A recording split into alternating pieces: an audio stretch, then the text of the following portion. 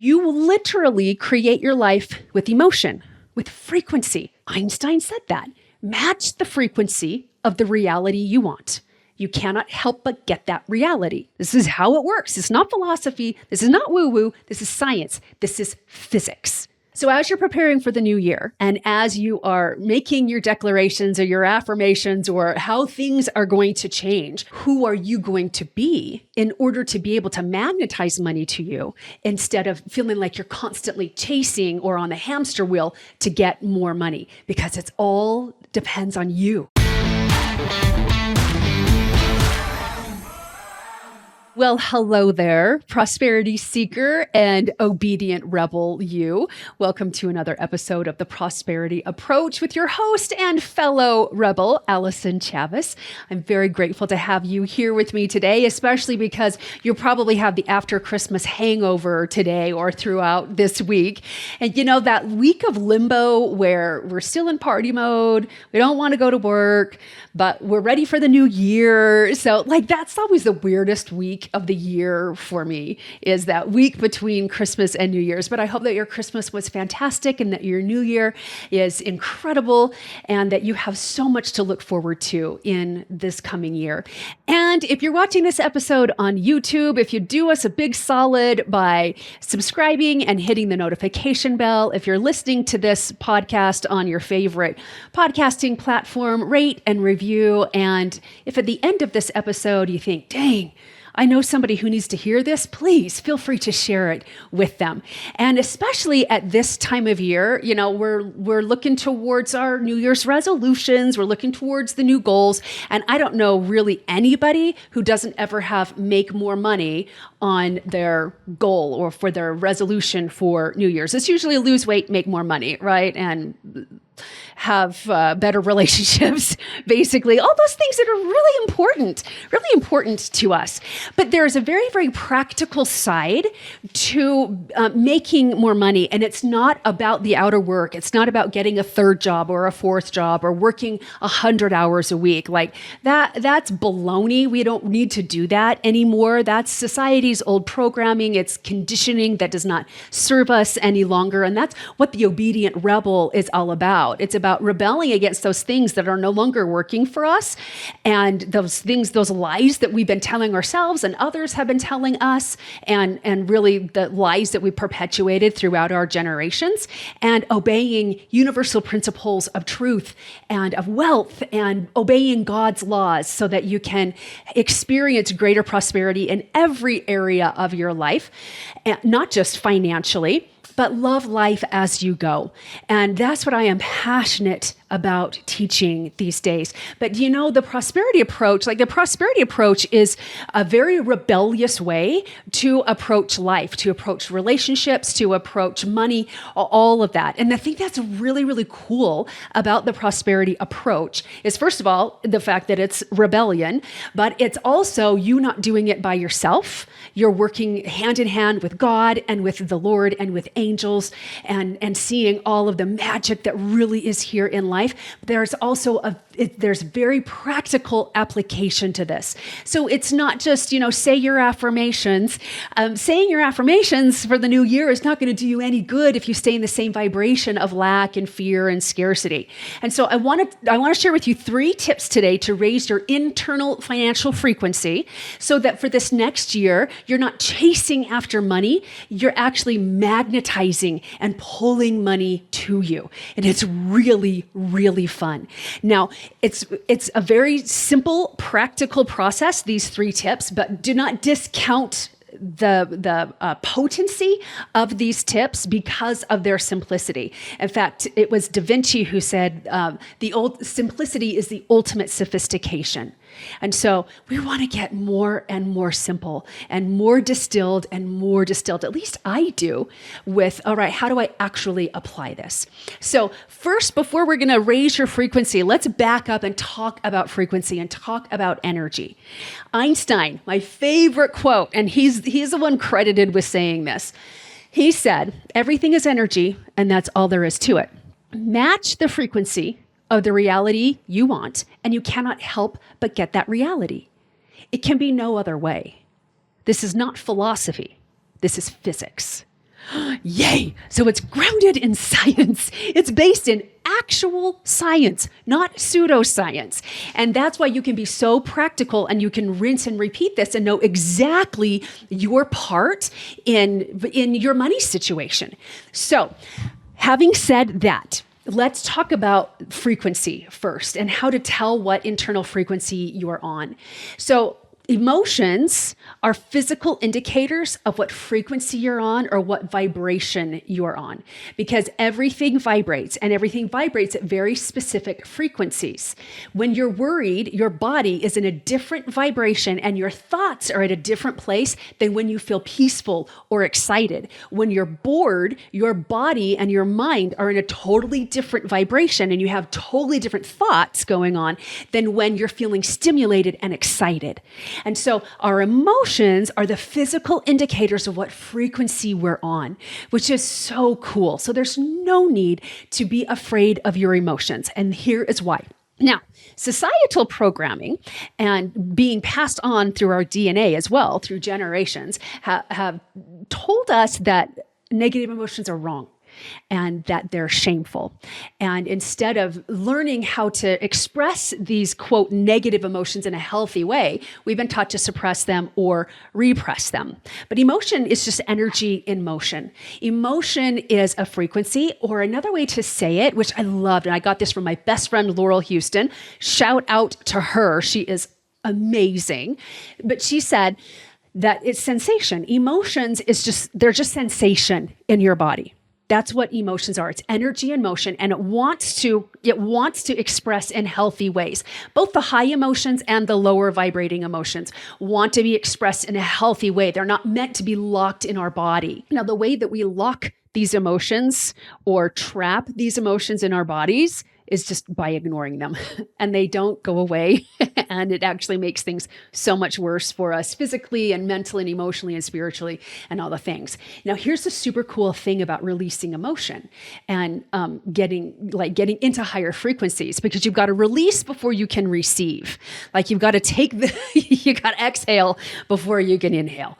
Emotion, energy, sensation, frequency, vibration takes about 90 seconds, so a minute and a half, maybe 2 minutes, to actually release from your body, unless you put a story to it. So the difference between emotions and feelings is that emotion is just sensation. Sensation is just information. It is not identification. And when you know how to integrate that in a healthy way, that's what will lead to transformation with your money. But what feelings are stories that you attach to the sensation. Stories then create identification, which makes it very, very difficult to let go of quickly. So when you are really aware, massive awareness, zero judgment of where your frequency is, where your sensation is at any given time of the day when you're thinking about money, particularly money, because this episode is all about raising your internal frequency with money. But when you can be aware of where you're at and like, oh, am I attaching a story to this? Like, I have to work so hard for my money, or I'll never get to where I want to be, or I can never keep money. Money flows through my hands like water. All of us have carried these beliefs at one time or another, but we attach stories to them and identify with why we're not good enough for the amount of money that we desire or for the way in which we want to experience money in our lives. So that's like the backstory on frequency and the difference between emotions and feelings. It's huge, huge. Information is not identification. It's just information. And when we can embrace that information without shaming ourselves or making that frequency, like trying to make it go away, that actually is what integrates into our body, because we can then assimilate it and then it releases. It releases in a breath. Sometimes it releases in tears. Sometimes it, you'll just feel this relief that comes, like this weight has come off your shoulders. It's a really beautiful experience. But information, sensation is information. Information is not identification. So we've got to separate that. So you literally create your life with emotion, with frequency. Einstein said that. Match the frequency of the reality you want. You cannot help but get that reality. This is how it works. It's not philosophy. This is not woo-woo. This is science. This is physics. This is physics. So as you're preparing for the new year, and as you are making your declarations or your affirmations or how things are going to change, how are you going to change? Who are you going to be in order to be able to magnetize money to you instead of feeling like you're constantly chasing or on the hamster wheel to get more money? Because it all depends on you. Now, of course, there are circumstances that will influence, but you are more powerful than any circumstance. And if you're not, God certainly is. And we want to include God in this because, oh my goodness, it makes it so much easier and so much more fun and so much faster to be able to magnetize that money to us. But here's our part in that. This is why it's so beautiful, because we are here to be co-creators with God to create the reality we desire. But if we don't understand the part we play in the reality that we currently have, we have no idea how to change our reality. I remember many, many years ago wanting Christmas lights for our house and telling myself every year, this is the year we're getting Christmas lights. Because it was going to be, $200 or $300 to get Christmas lights. And back then, that was a lot of money. I mean, my goodness, that's a lot of money now too. But every year I would tell myself, this year we're getting Christmas lights.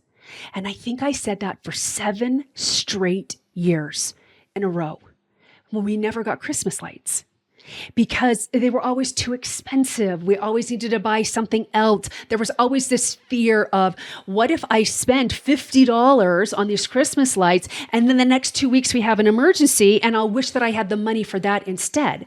So that stopped me for 7 years of getting Christmas lights because I didn't understand my frequency. My frequency was, we can't afford Christmas lights and don't be frivolous with your money. And it had a very specific sensation in my body because I didn't have a very high financial frequency.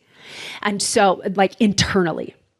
And so the year that we got Christmas lights was the year that I decided I was going to be different with my money. And I wasn't going to be stingy with money anymore. And I was going to expect money to be there when we needed it to be there and when we wanted it to be there. And that year was life-changing. And we got our Christmas lights for our house that year. So it's very important to know your role in this, and it's a bigger role, but it's really, really fun. Your part is really fun. So 3 tips. First and foremost, tip number 1, stop manipulating. Manipulation is a tactic that we have all been taught because we didn't know a higher or a better way to get what we want. And so many times we're trying to manipulate circumstances, or we're trying to manipulate other people. Some people are very conscious of this and are very deliberate in their manipulation. But most of us, I think, aren't realizing that that's what we're doing, is we're trying to manipulate rather than create. Case in point, several years ago, I had a coach and I had no money. and I've always been an optimist. My nickname was Sunny Sunshine when I was growing up. And I've always just had these, look on the bright side kind of attitude of life and the silver lining and all of those things. And we were broke and struggling, suffering because of not having that flow of money in our lives. And I was like, I'm being grateful and I'm looking on the bright side and I'm doing all the things. And I expressed this enormous frustration that I was feeling to my coach at the time. And she said, Allyson, I'm going to be really blunt with you because I know you can handle this. You're not actually in gratitude.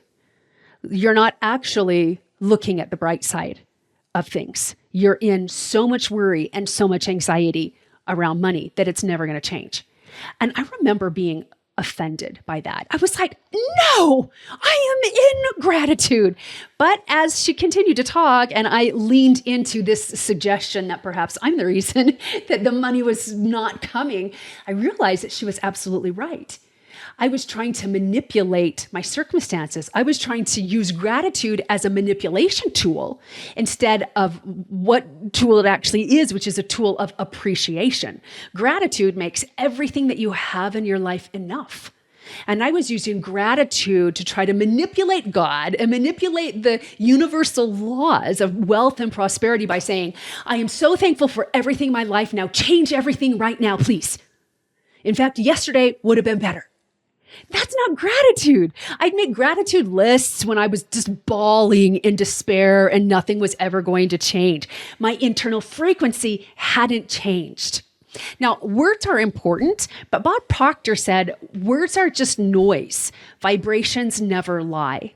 But so I believe both of those things to be true. Words are important, but if it's just coming out of your mouth, but you're still feeling worried, anxious, resentful, upset, stingy, all of those things, then vibrations never lie. Then those words you're saying about being wealthy and it's going to be easy and I magnetize money to me and it comes to me so quickly, it's not because your internal frequency has not changed yet. So stop manipulating and start using gratitude as a tool of appreciation that it is meant to be. That is such a powerful, powerful tool of creation. And most people don't know how to use gratitude correctly. So how do you stop manipulating and get into gratitude?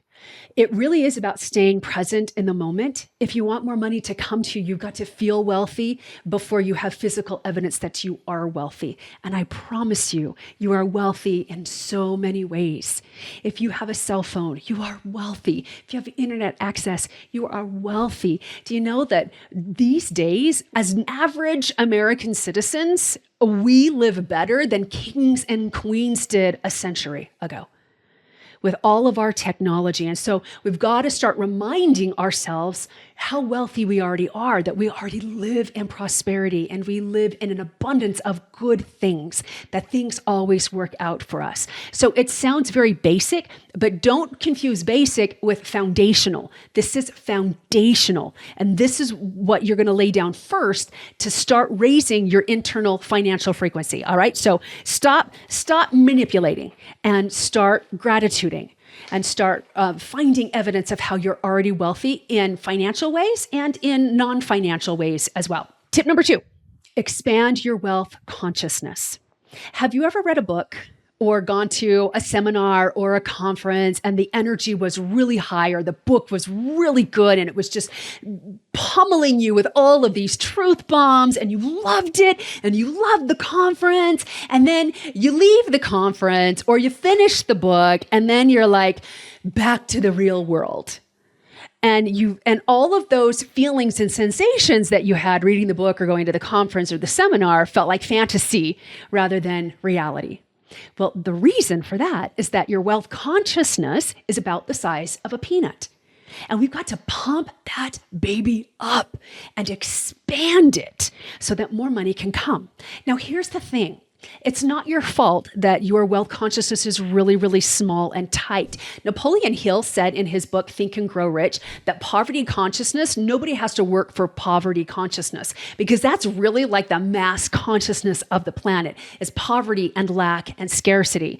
He says you have to put in a concerted effort and a conscious effort toward wealth consciousness. Otherwise, you will very naturally and quickly slip back into poverty consciousness.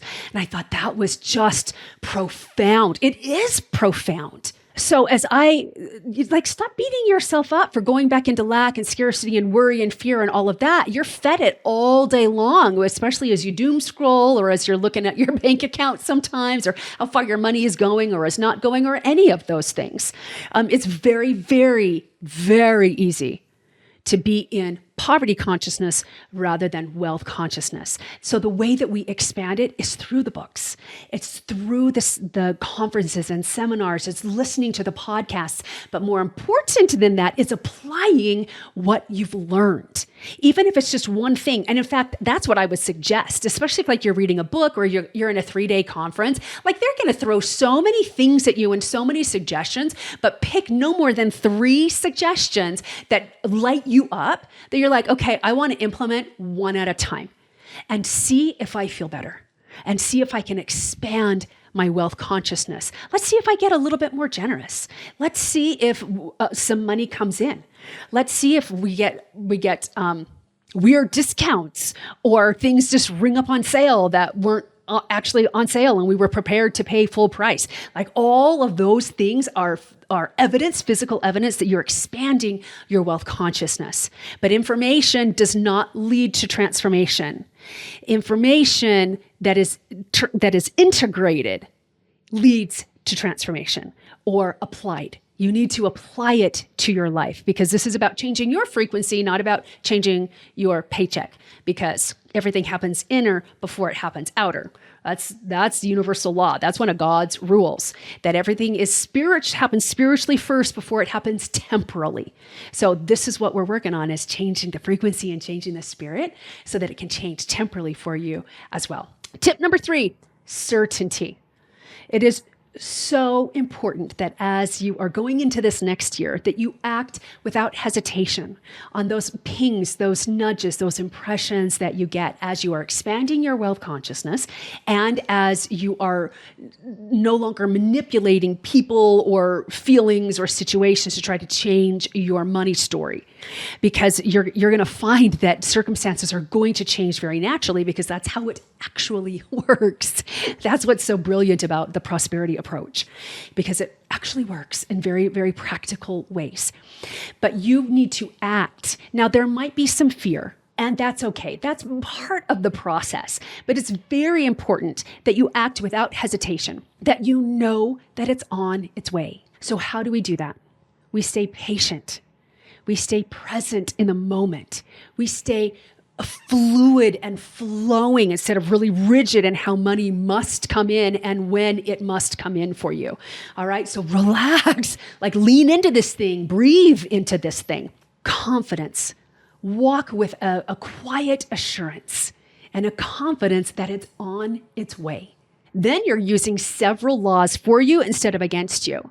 You're using the law of sufficiency and abundance. You're using the law of vibration. You're using the vacuum law of prosperity. You are you're not breaking yourself against these laws. You're using these laws to help you. And if you're curious about these laws, I've got them all broken down in my book, The Prosperity Approach, that you can grab on Amazon, and we'll put the link in the description box. So if you're interested in that, and it's an easy read, a short read, a powerful read, and it'll change your life. So if you're looking for something to do between now and the new year, or a new book to read, I highly suggest The Prosperity Approach. So here's the thing. You get your dream to come to you by being certain first, not last. And this is where people go off the rails, is they don't actually believe, or they don't have that confidence, that inner assurance and that quiet confidence, like all of that. They don't have the certainty until it actually shows up.